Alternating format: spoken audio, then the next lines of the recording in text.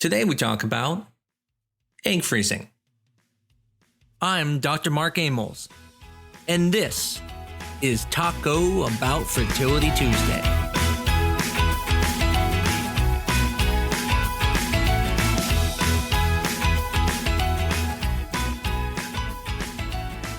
So what is egg freezing? Well, egg freezing is IVF. Matter of fact, it's exactly the same thing as IVF. Just the only difference is, instead of making embryos, we're just going to freeze the egg for possible later use. So this means, just like IVF, you're going to meet with your doctor and you're going to come up with a plan. You're going to start birth control just like IVF. You're going to stimulate just like IVF by taking medications, injecting yourself. And then you're going to extract the eggs just like IVF. The only difference now is that we're going to take those eggs and we're going to freeze them with the hope that you never need them, because egg freezing should be a backup plan. The real question is egg freezing for you? The desire to freeze eggs has been around for quite some time. If you think about it, prior to birth control pills, women really had a hard time having careers or doing things because they were getting pregnant. So once we were able to prevent pregnancy, the next question came up is there a way to preserve fertility? And so starting in 1986, people started looking at ways to freeze eggs. Now, egg freezing also goes by another name called oocyte freezing. Oocyte is the name of the eggs. Now, from 1986 till about 2000, a lot of changes occurred. And they kept messing with the process until they were able to finally freeze eggs and unthaw them. It wasn't until 2005, though, that the first baby was born from frozen eggs. In 2012, freezing eggs was no longer considered experimental, and the American Society of Reproductive Medicine removed the experimental label. Today, not only do we freeze eggs as non-experimental, but there are many, many egg banks that freeze donor eggs and then sell those eggs to women to use for a donor. Whereas in the past, a donor had to go through IVF cycles and all the eggs would go to the recipient and they would have to be done fresh. But now the egg freezing does so much better and has better survival rates when they thaw. We now have donor banks. Well, this must mean if we have donor banks, then we probably have great success with egg freezing and great success with future pregnancies. This is true when it comes to looking at the past to now. We are much better than we've been in the past. The problem is, egg freezing is kind of the idiom of don't count your chickens before your eggs hatch. This fits perfectly because literally they are only eggs. They have not fertilized. They're not embryos. They're just eggs. And the benefit of that is you lose eggs all the time. Every month women lose eggs. So no one should feel bad about discarding eggs if you don't use them in the future. But the other problem is that you also don't know their potential yet. And the problem is, if you're waiting for a partner, you don't know their potential either. You may pick a partner who has very poor sperm, and that's going to lead to poor fertilization, which means fewer embryos. So as you can see, it is very difficult when you freeze eggs because you need to freeze hoping you'll have enough in the future to have a child.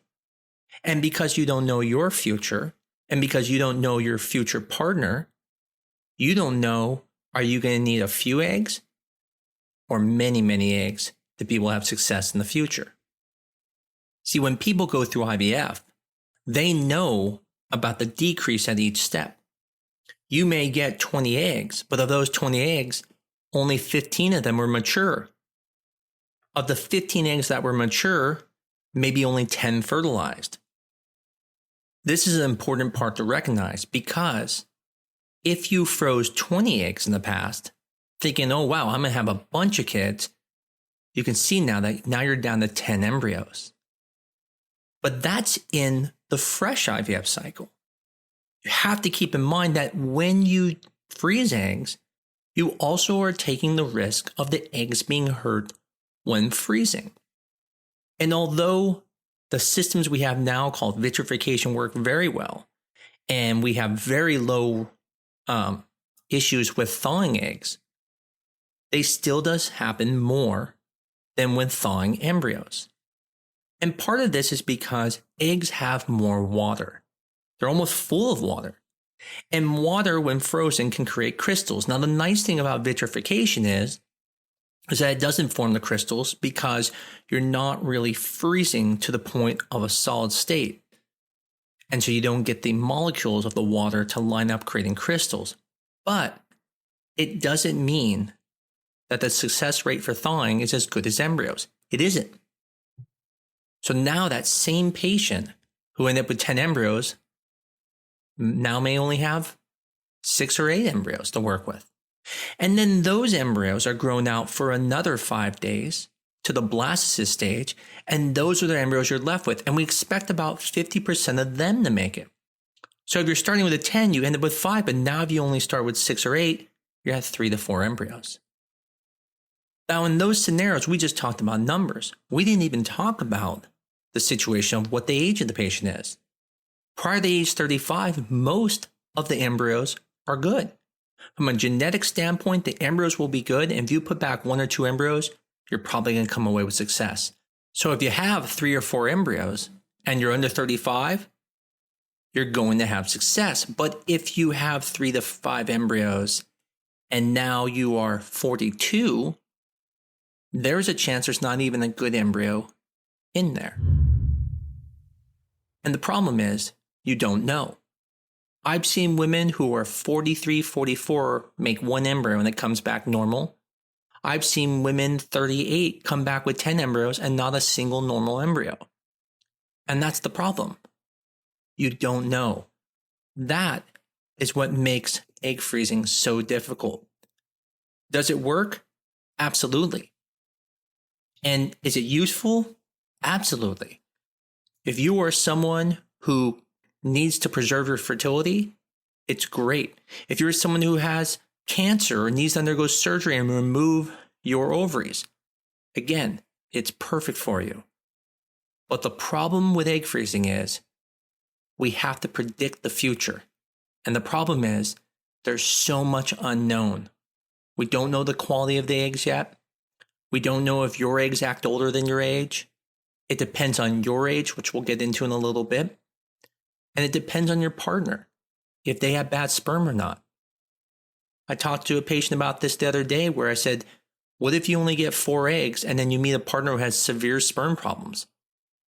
Are you going to use their sperm or now use donor sperm? Because now you're worried about the fact of wasting your eggs. So there are real questions that come up when doing this. So I talked about age. And age is a really important part when you're talking about egg freezing. Because when you're younger, less eggs are going to be abnormal. So prior to age 35, 40% or less of the eggs are going to be abnormal, meaning the genetics of them will be abnormal. By 38, almost 60% of your eggs are going to be abnormal. By 42, almost 80 to 85% of your eggs are going to be abnormal. So what we know about IVF is as you get more mature, the chances of live birth go down, or the chances of getting a normal embryo go down. For example, under 35, the live birth rate per embryo is going to be in that 40-50%. By 35 to 37, that drops down into the 40s. By 38-40 in the 20s. By 41 to 42 per embryo, maybe 10%. And by 42 and over, you're talking less than 10% chance of a live birth per embryo being transferred. So that is at the end of the process. when you already have an embryo. But we're talking about eggs. From the beginning, how many eggs do you need? So the question then comes up is how many eggs should you freeze to get one live birth? Now, the example I want to use is let's say we start with 15 eggs that are retrieved and frozen. Now we only freeze the mature eggs, so you can assume all 15 are mature. Now when we warm them, we're probably going to lose some. Matter of fact, about 80 to 90% are going to make it, so now you're down to about 13 eggs. Then we're going to fertilize them. Now when you fertilize eggs, about 70 to 80% fertilize. So now you're down to 10 embryos. And we talked about for those 10 embryos, half of them are going to make it to the blastocyst stage, which is 5. And of the ones that make it to blastocyst, if you're younger, under 35, 3 of them will be normal. If you're older, 38, only 2 will be normal. Now, if you put back those 2, even normal embryos, you're looking at an 85% chance that at least 1 will take. So 1 live birth. So if you take that number, what we've come to the consensus that it takes at least 10 eggs to get 1 live birth. Now, that's the number you start with. But if you're older, close to 42, then you need more eggs. You're probably going to need more like the 15 eggs per live birth. If you're younger, that can probably be squeezed down a little bit. So if you're under 35, maybe let's say 30, you might be able to get away with 1 live birth per 6 eggs. As a matter of fact, that's the number of eggs most donor egg banks give to people when they buy eggs, 6 to 8 eggs, because that's about what it takes to come away with 1 live birth. Doesn't guarantee a birth, but statistically, that's about what you need. So the question comes up, do I only need 10 eggs? Well, that's going to depend on how many kids you want. So if you know you only want 1 kid, then yes, you can get away with 10 eggs, but that's really making your bet there and hoping that everything goes perfect. I would say it probably would be good to have 15 eggs. That way, if anything goes wrong, you have a few more. And this is where the problem is. You have to freeze somewhere between 20 to 30 eggs to get 2 or 3 kids, and that's freezing the eggs prior to age 37. That's around 35 or less. After 37, it could take even more. Now 30 to 40 eggs to get a few kids. Whereas some people go through IVF and only get 6 eggs and get a kid out of it. And so the question is, you're trying to predict what you're going to need. And that's difficult. What makes it more difficult, it's a case of catch-22. When you're younger, you make more eggs and your eggs are better quality. But the thing is, you don't know if you're ever going to need them because you have so much time to get pregnant before your egg reserve drops that it's not really the best time to freeze eggs. As you get older, now you can really start to determine if you need to freeze eggs because you know if your career's going or if you think it's going to be a while till you're ready to have kids. But now you don't make as many eggs. And now the quality's lower. So now it costs more in the future because you got to do it more times. And the chances per retrieval to get eggs will go down because you're going to get less eggs and the quality of those eggs will be bad. And this is what makes it so difficult. Realistically, the best time to do this would be when you're very, very young, but it's also the worst time to do it because it's a time you don't even know if you need them and you probably won't. And so you're going to be spending a lot of money in storage for many, many years and never need it. So if you have cancer, easy decision. You're young, you have to do it. But if you don't have cancer and you're doing this just to protect yourself, the question is, how long am I have these frozen? Will I ever need them? Do I have any medical reason to do this? So when's the best age to do this? Well, I can't give you that number. But what I can tell you is we find that after 37, the benefits start to go down. And that's because your egg quality is going down so fast after 37. And now you're taking the risk of the egg freezing that the benefit's really not there. And so if you're going to freeze eggs for preserving, you really want to do it by 37 or in your 30s at least. Now, there are people though who should do it before that, right? So these are the most common sense ones. This is going to be the situation where, for example, you have cancer. Or let's say you have a partner that you know has a male factor issue. You know you're going to need the IVF someday. Well, then you can freeze your eggs because you know you're going to use them. If you know that your tubes are blocked and you know you have fertility issues already, then there's nothing wrong freezing your eggs early since you know you're going to do IVF. If you have a very significant family history, or let's say people have early menopause, or many of the women could not get pregnant later in life and you're worried about that, it would not be unfair to freeze eggs earlier than your mid-30s. Maybe you're in a same-sex relationship and you might want to do reciprocal IVF in the future. Again, you can freeze your eggs early because of the fact that you know you're going to need to do it someday. So now you've decided to do egg freezing, which is great. So what clinic should you pick? I mean, wouldn't a clinic who's good at IVF be good at egg freezing? The answer is simple. No. Freezing eggs is different than freezing embryos. And so just because a clinic has good IVF rates doesn't mean they're going to be good at egg freezing. Now, the other fair question to ask is, well, if they're good at egg freezing, then does that mean they're going to have high success later on?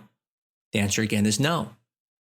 So you want to find a place that not only does egg freezing, but also who has good IVF rates. Now, can you take your frozen eggs and bring them to a better lab someday? Absolutely, and that probably could benefit you. But let's talk about how to know if a clinic is good at egg freezing.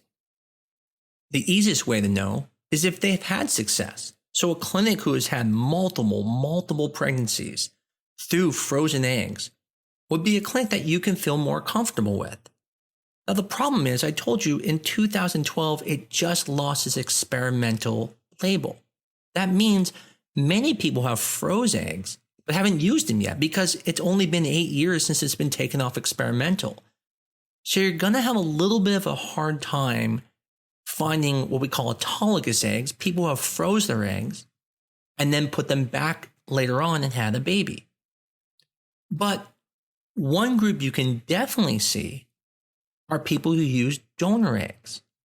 And so if the clinic sells donor eggs and they have a donor egg bank, then you have a really good window into how well they do things. Because now, if they have high rates with their donor eggs, then you know they're good at freezing the eggs and then making the embryos later.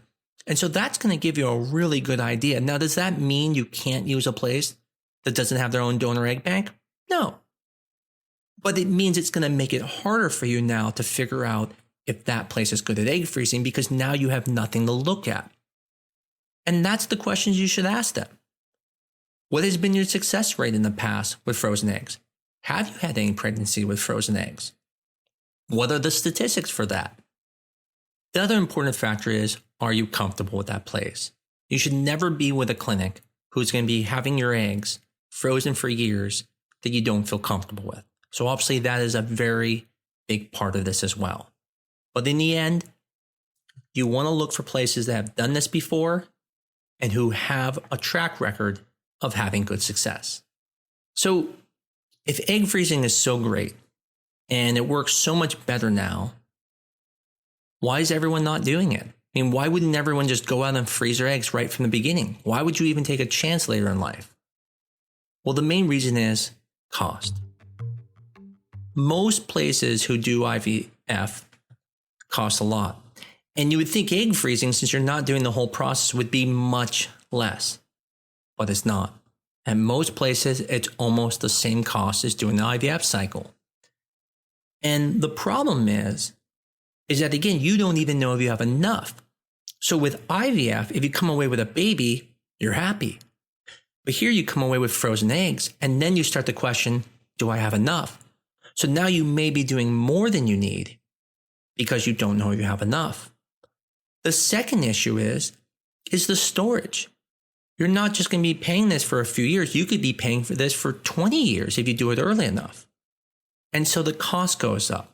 Now, there are some clinics like ours that are very unique. We do egg freezing for $1,000. And we've been asked a lot of times, why do you do it so cheap? And I'll explain that. It's because it's not just the right thing to do, but if you really think about what egg freezing is egg freezing is preservation. You want to make it low cost because why would anyone want to do it if it's very expensive? You'd rather just do IVF. And so we wanted to make it extremely affordable so everyone can use it. And I liken this to cord blood banking. When cord blood banking came out, when a baby's born and they save the baby's blood, at first it was very expensive and no one did it. And then they realized that because you're doing something that might happen, and the chances are very low that something might happen to your child, no one's going to spend that much money to do something that has a very low likelihood of needing. And just like with egg freezing, why would anyone want to spend $15,000 to maybe use their eggs in the future? It just doesn't make sense. And we realized that. And we said, you know what? We need to make it extremely low cost. And sure, we're not going to make a lot of money, but the good thing is we're going to be able to help people freeze their eggs when they need to, and they're not going to be afraid to. And that's the reason why we did that. And there are other clinics too who also do it at a very reasonable price. And if you have that in your locality, fantastic. If not, look around. There are many places across the country that do this at a much affordable rate. In the end, everything we talked about was the process of egg freezing and some of the things you have to go through in your mind of whether it's worth freezing the eggs for you or whether you should just wait. And with my patients, I go through this step by step. I check their ovarian reserve, and let's say they're 36, but their egg reserve is good. I may say, you know what? If you think you're going to get pregnant in the next year, wait. If there's someone who's 38 and they're not even close to having a child, I'd say I would definitely do it, no matter how good their egg quality is. But the point is there's this balance that you have to have a discussion with your doctor to find out if it's right for you and when it's right for you. There is no wrong or right answer. Anyone can freeze their eggs early. You can even freeze your eggs at 42. But the problem is that it just may not be the best situation, but that's still okay. Hopefully this was helpful to the people who are thinking about egg freezing and help them make decisions. As always, talk to your doctor and find out what's best for you. Just because I talk about and say what I do doesn't mean that's the best thing for you. So always take the time to talk to the doctor to find out what's the best situation for you. I pray that everyone's doing well during the COVID-19 pandemic, and I look forward to talking to you guys again. I know I usually do these weekly, but unfortunately, because of the pandemic, it has also affected my life, and I never have a free moment to do these. And so unfortunately, they are going to every 2 weeks for a period of time. I also apologize if you hear my kids screaming in the background in the pool in this episode. Hopefully I'm able to edit that out.